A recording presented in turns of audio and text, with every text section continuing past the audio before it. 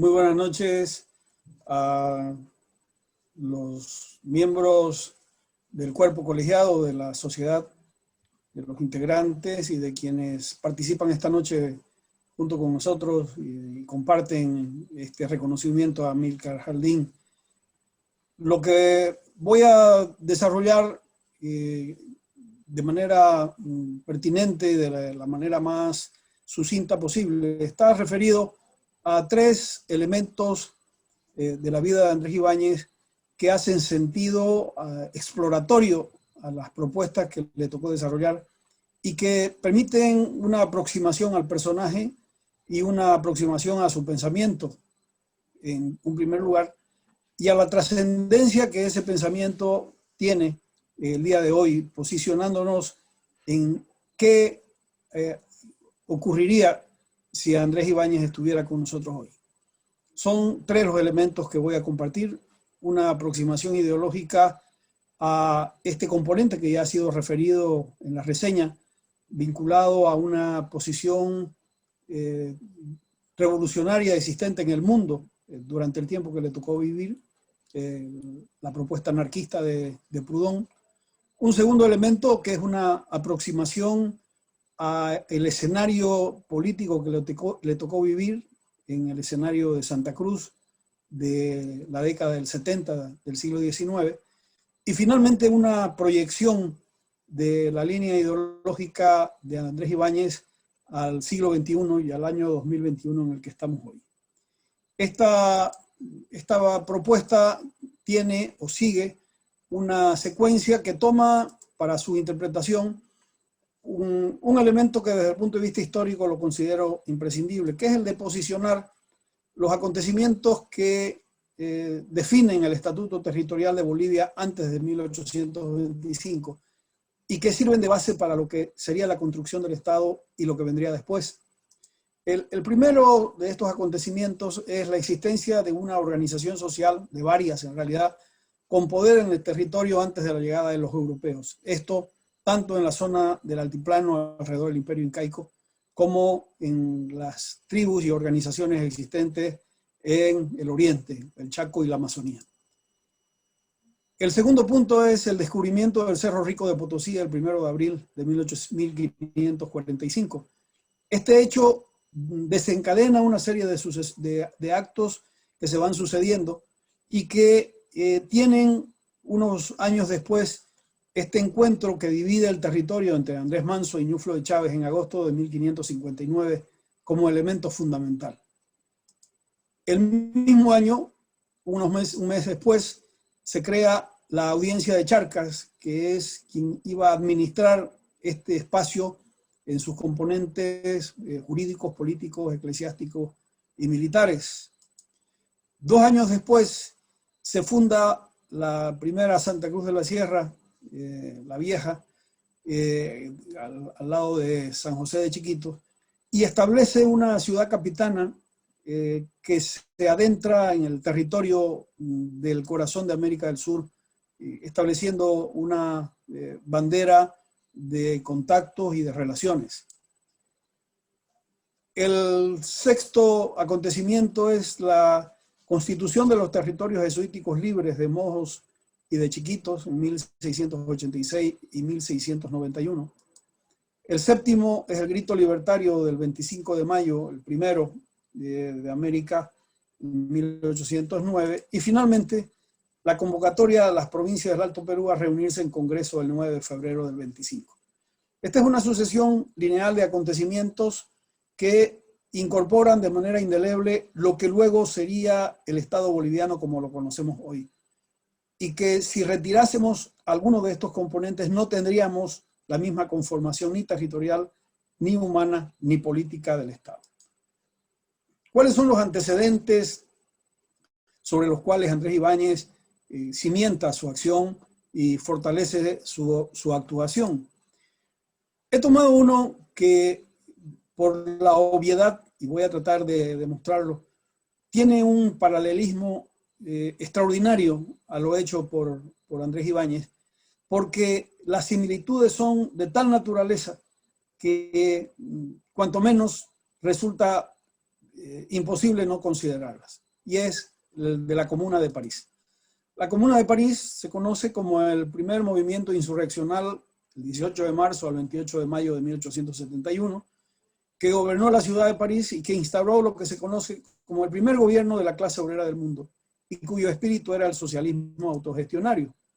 Este periodo de gobierno de la Comuna fue de 60 días, y precisamente este 28 de mayo se cumplen 150 años. Comuna, en la traducción del francés, es municipio, y este elemento no pasa desapercibido para todo lo que va a venir después. ¿Qué propuso la Comuna de París en su periodo de insurrección? La autogestión de las fábricas abandonadas por sus dueños. Estos son datos que hoy nos parecen tan obvios, pero que en aquel entonces no lo eran. La creación de guarderías para los hijos de las obreras, la abolición del trabajo nocturno, la reducción de la jornada de trabajo, que no era menor a 12 horas, y en algunos casos se extendía hasta las 16. La concesión de pensiones a las mujeres, viudas y huérfanos, la separación de la Iglesia y del Estado, y la remisión de los alquileres impagos, como la abolición de los intereses de las deudas. Esta era la propuesta básica de acción operativa. Y esto estaba acompañado de un debate muy rico entre los anarquistas que sostenían, cuyo pensamiento era llevado adelante por Proudhon, por Bakunin, contra Marx, que sostenía la dictadura del proletariado. Y resulta interesante contraponer la base de lo que sostenía el anarquismo frente al marxismo. Y este es un debate que ya se daba desde el año 48, cuando aparece la primera propuesta comunista de Marx y Engels, y que se profundiza durante la década del 50 y del 60 y tiene su aplicación práctica en esta acción de la Comuna de París de 1871. Las diferencias estaban planteadas en que la libertad, dicen los anarquistas, no puede alcanzarse mediante la dictadura. Los anarquistas sostienen que el bienestar no se puede alcanzar desde la miseria. La participación activa del pueblo no se puede alcanzar desde un centralismo absoluto. La solidaridad no se puede imponer a la fuerza. El humanismo no se logra desconociendo las características e intereses de los individuos. La abundancia, la independencia y la equidad económica no se pueden lograr monopolizando la propiedad por parte del Estado. Fíjense ustedes la riqueza conceptual que en el tema del debate se daba en Europa en ese entonces, y que a partir de la apropiación de muchos de estos contenidos lo encontramos y lo vamos a ir encontrando en lo que luego se propone y se desarrolla en la Santa Cruz Ibáñista. El anarquista Proudhon, que es el que sostiene la base de todo esto que estoy planteando, se convirtió en la encarnación misma de las ciencias sociales, del debate que se producía en la Europa de la década del 60 y del 70, con su expresión en la Comuna de París, su proyección de federalismo socialista y de la autonomía municipal. Esta aproximación a estas categorías otra vez no resultan ociosas porque hacen a la esencia de la propuesta ideológica de los anarquistas. ¿Cuáles fueron las consecuencias para la historia de ese proceso? Asegurar la gestión de los asuntos públicos en un marco municipal sin tener que recurrir a un Estado centralista autoritario. 2. El reconocimiento de actores sociales libertarios de diverso origen de clase y formación. Entre los 90 integrantes de la Comuna, del directorio y de la parte ejecutiva de la Comuna de París, había lo que hoy podríamos llamar perfectamente una alianza de clases, de obreros, de campesinos, de intelectuales, de personas independientes, de maestros, en toda la gama social que proponía una reforma y un cambio. Y el fortalecimiento del federalismo como forma democrática de administración del Estado a partir de acuerdo entre los territorios. Fíjense cómo estos tres elementos, que son la consecuencia lo que queda del sello de la Comuna de París, tiene una aproximación cada vez más nítida a lo que ocurre en Santa Cruz y a lo que lleva adelante nuestro personaje. En ese momento aparece Andrés Ibáñez. ¿Y cómo lo hace? Con esta proclama de la Junta Superior Federal del Oriente, que es conocida por todos ustedes, y que con la firma de Urbano Franco, Andrés Ibáñez y Simón Álvarez, el 27 de diciembre de 1876, establece la propuesta de la Federación con libertad y con justicia. Hambre y sed de justicia como de libertad tiene el pueblo. Era la base. Existen, o he identificado, 3 tesis sobre Andrés Ibáñez para ir dándole la posición dentro de la historia. La primera tesis tiene que ver con la aparición de un líder visionario que por su acción y derecho propio se coloca en la línea de reflexión ideológica que se daba en el siglo XIX. Esto es importante señalarlo porque solo comprendiendo que Andrés Ibáñez tenía lectura, tenía investigación, generaba propuesta a partir de lo que estaba ocurriendo en el mundo, es posible entender que la consistencia de su propuesta, la profundidad de lo que se llevaba adelante pudiera tener coherencia. La segunda tesis expresa en la provocación histórica de plantear un paralelismo entre la Comuna de París de 1871, propuesta por los anarquistas, y la Revolución Igualitaria y Federal de Santa Cruz de la Sierra, que se inicia con la creación del Club de los Igualitarios en 1872 y se desencadena en 1876. Es demasiado corto el tiempo entre ambos eventos. Estamos hablando de París, 1871. Estamos hablando del Club de los Igualitarios un año después. Estamos hablando de la acción del inicio de la Revolución el año 76, para establecer que son muy lejanos los espacios, pero notables las coincidencias, como para suponer que no existió una relación causal entre las propuestas, las acciones y sus consecuencias de la primera sobre la segunda. Si Andrés Ibáñez y el movimiento igualitario no hubiera tenido una lectura, una comprensión de lo que estaba ocurriendo en el mundo, mayor hubiera sido su mérito al llevar adelante algo que ya se estaba produciendo en el mundo precisamente en esos momentos. La tercera tesis tiene que ver con las condiciones objetivas y subjetivas que permitieron que se produzcan los acontecimientos en el ámbito de la ciudad de Santa Cruz en la década de 1870.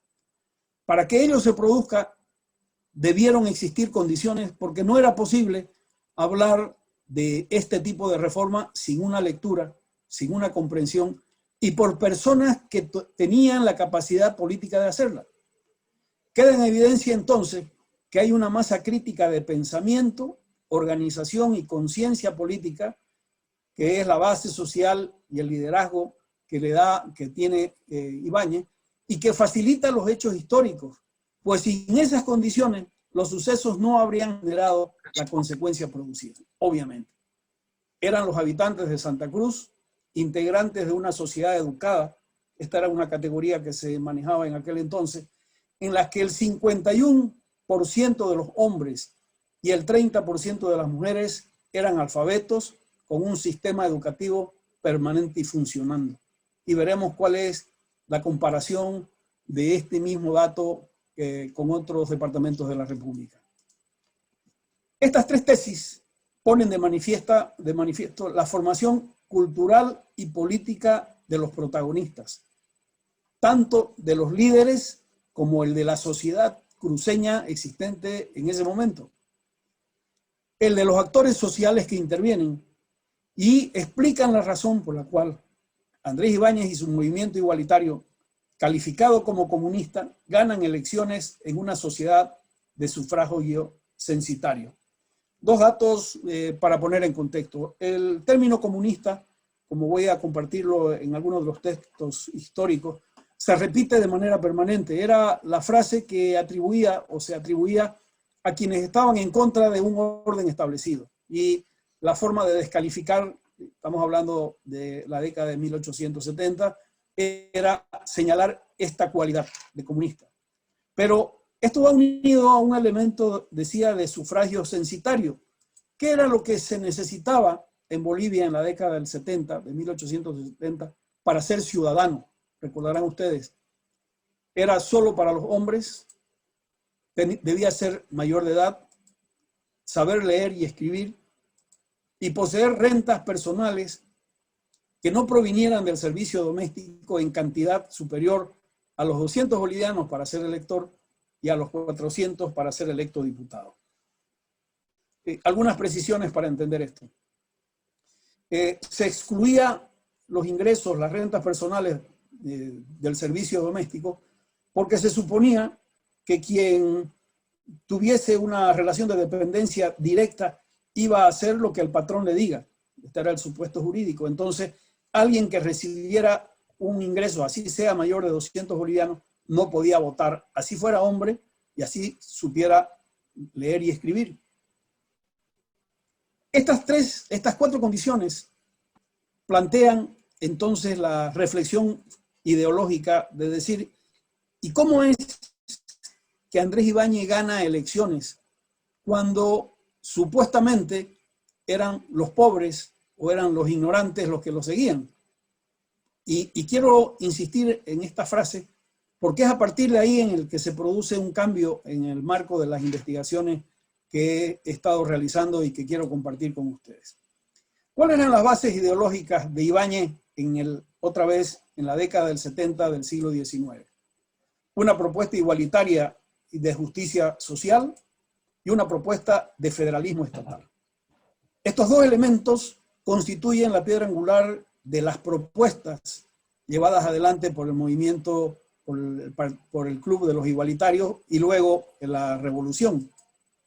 ¿Cuáles son los datos del tiempo ibañista? Esto es importante porque aquí es donde encontramos, queridos compañeros y amigos, la explicación de por qué la acción de Andrés Ibáñez no era de los ignorantes ni de los iletrados.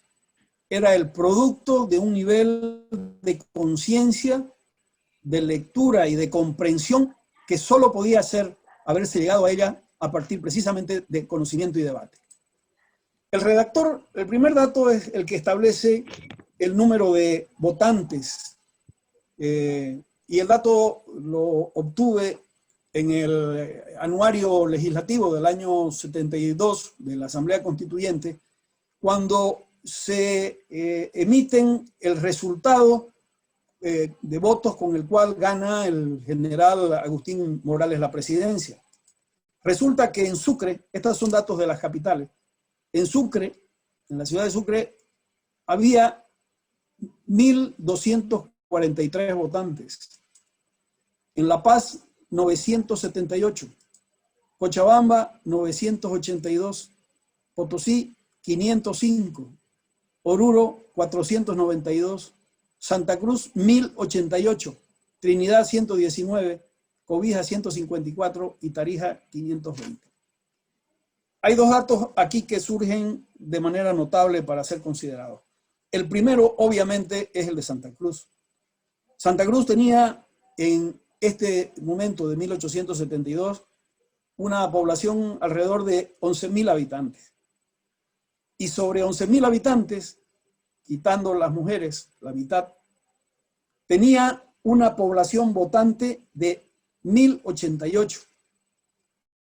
La ciudad de Sucre, inferior a la ciudad de Sucre en menos de 200 votos, cuando Sucre tenía 6 veces más población que Santa Cruz.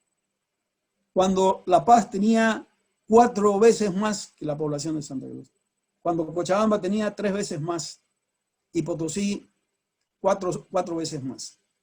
Bueno, este dato, si lo ponemos en contexto, demuestra el elemento que estaba señalando del ejercicio de la ciudadanía. En Santa Cruz, la población votaba porque sabían leer y escribir y tenían ingresos personales demostrables que no provenían del servicio doméstico. El otro dato interesante para poner en valor, no se lo ha hecho hasta ahora, es el caso de Tarija. Tarija tenía una población que no llegaba a los 5.000, a los 4.500 habitantes, y tiene, sin embargo, un volumen de 520 votantes. La figura de Tarija, de la ciudad de Tarija, es bastante similar a la de la ciudad de Santa Cruz. Santa Cruz ocupaba el tercer lugar en la República por su población escolar, pero en población alfabeta ocupaba el primer lugar, exhibiendo un índice extraordinario de gente que sabía leer y escribir, que llegó al 59% contra el 8% que tenían otros departamentos en la misma época. Era el caso de Potosí. Mientras en Potosí el promedio de alfabetos era el 8%, en Santa Cruz era el 59%. Ese 59% de la población alfabeta, demostrado categóricamente en el censo del año 1900 y por un trabajo de aproximación estadística que realizamos, constituía aproximadamente el 30% de la población alfabeta de la nación. Sobre 217.513, 74.754 estaban en la ciudad de Santa Cruz. Los cálculos estadísticos con datos estimados para 1876 señalan que la población del departamento era de 95.299 habitantes y el de la ciudad de 12.000. La ciudad tenía 21 escuelas y las había además en Portachuelo, Buenavista, Rinconada, Cotoca, Valle Grande, Cordillera, Chiquitos, a la que concurrían varones y niñas. En 1880 concurrieron a la instrucción universitaria básica 240 jóvenes, 40 a la Facultad de Derecho, esto era pasado el primer año, 15 a los de Teología y 1 a la de Medicina. Los 3 primeros años universitarios se cursaban en Santa Cruz y se concluían en Sucre y Cochabamba. En la ciudad, entre los oficios más importantes y sobre una población censada de 10.288 habitantes, este es un censo que realiza para el gobierno, para el municipio en 1880, Fidel Languidey, y que por una aproximación y ajuste en 4 años, la modificación no tiene que haber sido sustancial, demuestra la razón de por qué los habitantes de la ciudad de Santa Cruz eran ciudadanos en ejercicio. Otra vez, varones, sabían leer y escribir, y eran mayores de 21 años y tenían ingresos mayores de 200 bolivianos de ingreso. Había 551 agricultores. Todos estos son hábitos, costumbres, oficios independientes, no dependientes ni de subordinación por razones de trabajo ni por razones laborales directas. 55 albañiles, 64 carpinteros, 375 comerciantes, 200 cigarreras, principalmente eran mujeres, 1.683 costureras, bordadoras e hilanderas, 40 curtidores, 49 chocolateras, 46 herreros, 8 hojalateros, 8 impresores, 79 jornaleros, 205 lavadoras y planchadoras, 39 licoristas, 22 matarifes, 14 músicos, 43 plateros, 53 pulperas, 89 panaderas, 3 relojeros, 117 sastres, 34 sombrereros. Recuerdo de nuevo, la población era de 10.000 habitantes. 53 talabarteros, 78 zapateros, 1.270 domésticos y sirvientes. Estos estaban excluidos del ejercicio del voto por esta cualidad. Y entre las profesiones liberales estaban 40 abogados, 53 eclesiásticos, 26 funcionarios públicos, 33 juristas, que eran los que ponían en marcha y en funcionamiento el trabajo en los juzgados, 10 médicos, 22 militares, 151 propietarios, eran personas que vivían de rentas, y que se incorporan de manera general a estos otros. La composición por sexo, fíjense, 4.076 hombres, 6.212 mujeres. De ellos, 2.105 hombres y 1.690 mujeres saben leer y escribir.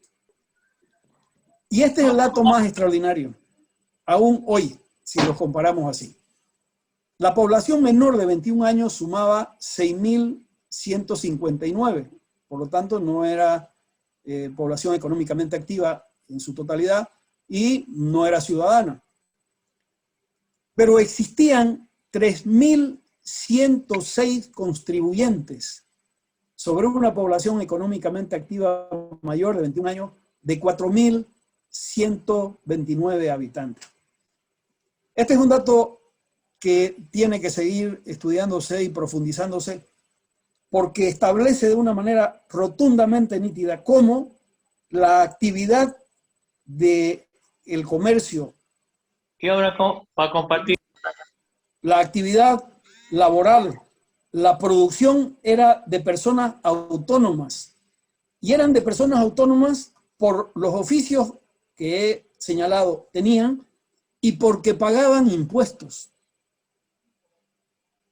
Este dato es extraordinario.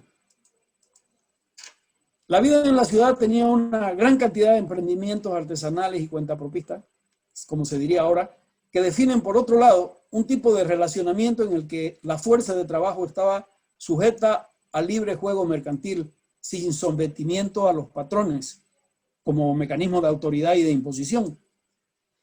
La ausencia de industrias, o no había industria, jerarquizaba el gremio, las sociedades de mutuo socorro, las mutuales, con ciudadanos que pagaban impuestos y sabían leer y escribir.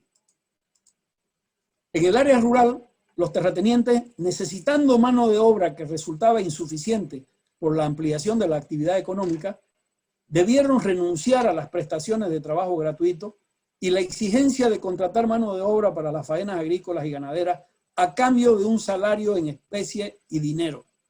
Los que trabajaban en las haciendas recibían sueldo. Operaba una conversión de un tipo existente de extracción de plusvalía, el proporcionado por la renta en el trabajo, a la extracción de un nuevo tipo de excedente que estaba resultando de la plusvalía del asalariado. El obrero cruceño, este es un dato entre comillas de la época, es de mayor educación e inteligencia que los de algunos departamentos bolivianos. No habla más idiomas que el español y por eso se civiliza más pronto. Tiene una imaginación tan viva que sus contestaciones prontas y agudas se han hecho proverbiales en toda la República. Son nobles, generosos, hospitalarios y muy honrados. Un ciudadano como este puede prestarse como instrumento a un comunista. Por más que se niegue este comicio, esta evidencia, la del partido de la mayoría, estamos para escoger frente a un dilema. O los cruceños en general son comunistas, o el Club de la Igualdad era la mayoría del pueblo. Este es un documento, todos estos documentos que cito y sobre el que he realizado la investigación están en el archivo histórico del departamento a media cuadra de la plaza. Este es un documento que está en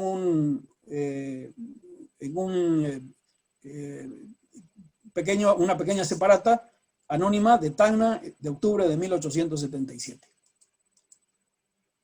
En el calor de la reunión, aquí hay referido algo a lo que ya se leyó, tanto él como uno de sus colegas, el doctor Melquiades Barberí Salvatierra, se despojaron de sus levitas y las arrojaron al suelo para reemplazarlas con la chaqueta proletaria y dieron riendas sueltas a su pensamiento exclamando, todos somos iguales. Fíjense, la chaqueta proletaria era la identificación de los artesanos, de los que formaban parte de los gremios de trabajo a los que he referido. Este fue el origen del Partido Igualitario, seguidos de sus entusiastas partidarios rebosantes de alborozo y montando en sus magníficos silloneros, los corífeos del recién nacido banderío recorrieron todas las calles de la población repitiendo, todos somos iguales. El pueblo en su clase más humilde se entusiasmó tanto que hizo de Ibáñez su ídolo. Está en el manuscrito Lara, publicado bajo el cuidado de Roger de Barneville. El pueblo en sus clases más humildes se entusiasmó tanto que hizo de Ibáñez su ídolo. Este pueblo no era ignorante. Este pueblo humilde sabía leer y escribir y trabajaba recibiendo un sueldo por el trabajo como un salario, no como una gentileza y una dádiva. ¿Qué medidas adoptó de manera general la revolución igualitaria durante ese tiempo? Abolieron la servidumbre personal y gratuita en el agro y en la ciudad. Declararon anuladas las deudas de trabajo. Los peones quedaron liberados de la esclavitud económica. Se estableció un cobro a los productores de azúcar. A ver, solo por la vía de la memoria, hemos conocido en algunas láminas anteriores las medidas que adopta la Comuna de París en 1871. No se necesita ser muy acucioso para encontrar, estableciendo las diferencias de París con Santa Cruz, la semejanza, las similitudes de las medidas que se adoptan en un lugar y en otro. Esa misma noche el partido contrario de Ibáñez ha salido del pueblo para el campo, es decir, todos aquellos que eran enemigos del comunismo. Esto es otro documento de un anónimo de la época. Durante los 160 días de la dominación igualitaria en la capital del departamento fueron sepultadas las garantías individuales y de la propiedad, el comercio y la industria fueron paralizados, el rapto de caballos fue incesante y general, el abuso de adjudicar a sus sectarios los ganados mostrencos y con estos otros que no lo eran fue inaudito. La comunicación de los pueblos departamentales con la capital y aún entre sí fue interrumpida. Los víveres escaseaban y subieron de precio considerablemente a pesar del pequeño número de habitantes que permanecía en la población, porque los agricultores no los podían introducir sino con riesgos y perjuicios. Esto sigue siendo parte de la crónica de los contrarios a Andrés Ibáñez, que obviamente cargaban la tinta sobre lo que estaba ocurriendo. La proclama del 3 de octubre del año 1876, resume, luego de considerando, que la igualdad con la propiedad es el desideratum de los pueblos. Esforcémonos para aproximarnos a él y nos presentaremos más digno de la nación. Y ese desideratum era una propuesta de justicia, era de no explotación, era de liberar del yugo del sometimiento al que estaban sometidos por deuda los trabajadores en el campo y los trabajadores en la ciudad. El viernes 9 de marzo de 1877, a las 9 de la mañana, Villegas toma el control militar de Santa Cruz y dispuso que todos los que contribuyeron directa o indirectamente con el bandido Ibáñez sean pasados por las armas y confiscados todos sus bienes, y con especialidad aquellos que tomaron parte en la contienda. Su muerte, este fue ya el primero, la noticia que llegó del 1 de mayo, ha devuelto la tranquilidad a los habitantes de Santa Cruz, que no creían segura su vida e intereses si el cabecilla comunista no desaparecía. Esto lo publica Kramer, que realizó una publicación que recoge toda la acción militar que se produjo alrededor de Carlos de Villegas. Y esta es una cita de José Luis Roca en Economía y Sociedad en el Oriente Boliviano. Luego de una serie de escaramuzas políticas y conatos revolucionarios, en 1876 Ibáñez organiza un gobierno rebelde al que denomina Junta Superior del Estado Federativo Oriental, cuyo número de adherentes crecía a la par que la ira y el espanto de sus adversarios. Su discurso consistía en denunciar tanto la postergación que sufría su tierra, como las injusticias sociales de que eran víctimas sus coterráneos. ¿Por qué se dio la revolución? ¿Cuáles son las causas objetivas, diríamos hoy, por las cuales Andrés Ibáñez, además de tener la escuela de estudio que toma de la Comuna de París y de Proudhon los contenidos básicos, que interpreta de manera correcta el momento histórico que tenía Santa Cruz en términos de su conformación social y económica y de su sistema organizativo? En ese entonces había una difusión de ideas socialistas pre-marxistas, se estaba discutiendo, y Santa Cruz no estaba al margen de esto, a pesar de la distancia en la cual vivía. Las luchas del poder que dividían a la élite cruceña, la toma de conciencia de los artesanos y otros sectores urbanos de las desigualdades económicas y sociales, las migraciones urbanas que empezaban a producirse hacia Santa Cruz, pero que salían de Santa Cruz hacia el Beni. Ya empezaba el proceso de explotación que se daría luego más intensamente de la goma. La corrosión de los privilegios derivados del nacimiento y la propiedad.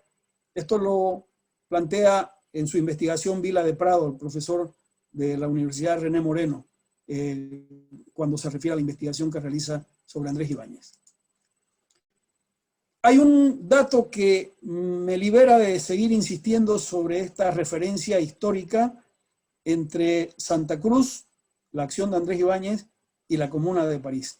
Este es un comunicado firmado por unos amigos de la verdad el 28 de noviembre del año 1876 en Valle Grande. Este texto, este documento también está, como todos los que hago referencia, en el archivo departamental. Dice: durante los primeros días de octubre, Ibáñez tuvo la habilidad de decirse oprimido por sus libertadores para exaccionar a mansalva la fortuna particular. Y como seguramente conoce el modo como los comunistas de París se procuraron fondos, esto es, hablando honorablemente, tuvo la feliz idea de hacer una acotación general de los vecinos de la capital y de la campaña de 10 a 50 pesos por cabeza. Esta es una publicación de Demetrio Roca, de junio de 1877, página 7, en Mi conducta y mi defensa. Fíjense, estimados amigos, la referencia es inequívoca. Los comunistas de París se está refiriendo a la Comuna de París. No hay ningún otro dato de referencia, porque el anterior dato de referencia de París es el de la Revolución Francesa, pero eso en el siglo pasado, el siglo anterior. ¿Cómo es que se vivía lo que en el mundo se estaba produciendo de manera tan intensa? Bueno, los datos, la posibilidad, la capacidad de desarrollo intelectual existente, el reconocimiento de capacidad de organización y las condiciones objetivas existentes en Santa Cruz así lo permitían sin ningún lugar a duda. Voy a concluir, entro en la tercera etapa. ¿Cuáles son las lógicas de desarrollo de Santa Cruz sobre la cual nos asentamos? Y quiero compartirlo. Es un debate, una discusión que venimos sosteniendo desde hace muchos años con Rubén Darío Cuéllar, nuestro común amigo, no sé si estará presente compartiendo hoy aquí, pero que forma parte de una preocupación conjunta para ir poniendo una lógica de sustento del fundamento, las razones y las causas por las cuales esta parte de Bolivia luego de ser marginada porque no había el desarrollo minero, que era el que generaba la producción y la economía, pero que iba creando y constituyendo inteligencia para lo que luego iba a venir después. Hemos hecho un esfuerzo con Rubén Darío para identificar cuáles son aquellos elementos sin los cuales no podríamos entender el desarrollo actual de Santa Cruz. Y similar a la primera lámina que compartí respecto a esas 8 condiciones sin las cuales no habría existido Bolivia como la que conocemos ahora, el desarrollo de Santa Cruz sigue este desarrollo a partir de la propuesta inicial de la Revolución Federal de Ibáñez en 1876.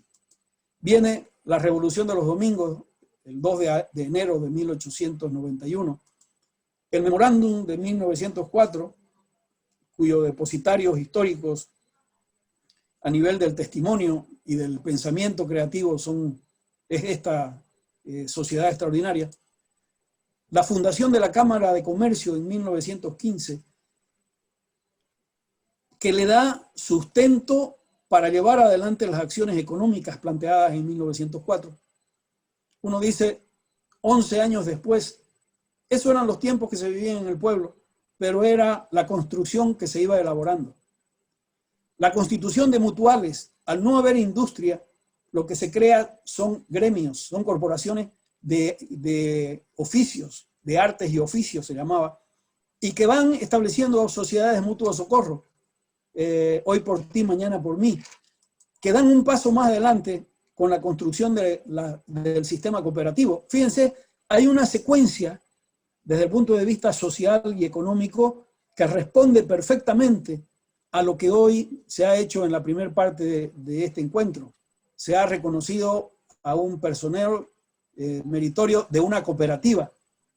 Y lo hemos escuchado que la cooperativa apoya emprendimientos que lleva la sociedad como muchos otros, porque hace lógica a esta respuesta que desde el punto de vista social ha sido parte del acumulado que tiene Santa Cruz. La guerra del Chaco, la revolución nacional que genera integración de manera efectiva en Bolivia, las luchas cívicas con propuestas de descentralización, de autonomías y de participación popular que falta todavía de terminar de recoger para poder cerrar el círculo. Y finalmente, hoy, esto que es la base del desarrollo nacional. En nuestro análisis con Rubén Darío hemos coincidido, es posible que falten algún elemento más de apoyo a estos elementos. Esta es la columna vertebral de lo que hoy es Santa Cruz. Y esta columna vertebral de lo que hoy es Santa Cruz tiene una proyección siguiendo la propuesta ideológica y programática de Andrés Ibáñez. ¿Qué propondría? ¿Cuál sería el reto de Ibáñez si viviera con nosotros hoy en el siglo XXI? ¿Cuáles serían las temáticas que de la misma manera de lo que propuso en 1876 y los llevó hasta el renunciamiento de su vida el 1 de mayo de 1877? El primero de ellos es la comprensión, la necesidad de conceptualizar una región global. Una región global que debe estar integrada nacional e internacionalmente. No hay posibilidad de lograr presencia en el mundo en este momento sin tener una cohesión territorial que recupere desde el territorio de Santa Cruz la integración nacional. El segundo reto es el de la seguridad humana, vinculado al trabajo, a la justicia y a la producción. Esto no se ha modificado, continúa, sigue siendo esencial a la propuesta de Ibáñez de 1876, presente en el siglo XXI. Gobernabilidad del territorio sostenible con salud. La salud la incorporamos hoy por la pandemia. Va a ser imposible suponer que va a haber desarrollo y economía y generación de excedentes sin salud, pero con territorios sostenibles que tengan gobernabilidad. Hoy es imposible suponer que se puede sobrevivir sin digitalización e innovación. Esta reunión es una demostración de eso. Sin utilizar el instrumento del Zoom no podríamos estar dialogando y conversando en este momento. Y cuando yo hago este relato de estos 4 puntos, me pregunto si no es la continuación del memorándum de 1904. Si no es esto, en esencia, lo que la Sociedad Geográfica e Histórica propuso en 1904. Y frente a esta secuencia, me planteo los riesgos del año 2021.